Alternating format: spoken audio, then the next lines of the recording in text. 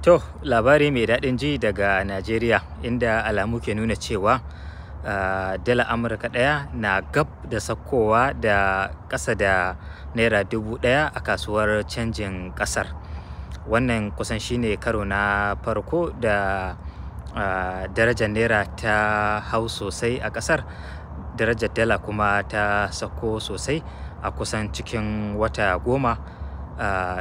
Tun bayan da dai shugaban kasar Bola Ahmed Tinubu ya anshi kasar a ranar 29 ga watan Mayu, wanda a lokacin a kudin canji dala ɗaya tana a naira 758.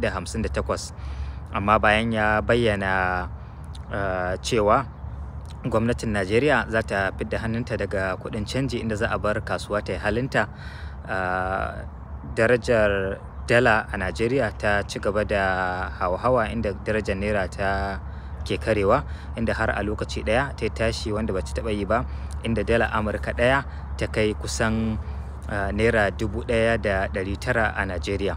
Amma matakan da gwamnatin Najeriya ta rinka ɗauka a baya-baya, wanda suka hada da bawa 'yan canji dala Amurka kai tsaye a kuɗi mai sauƙi, da kuma ɗaukan mataki kan masu hada-hadar kuɗi ta intanet na cryptocurrency kenan, musamman na Binance.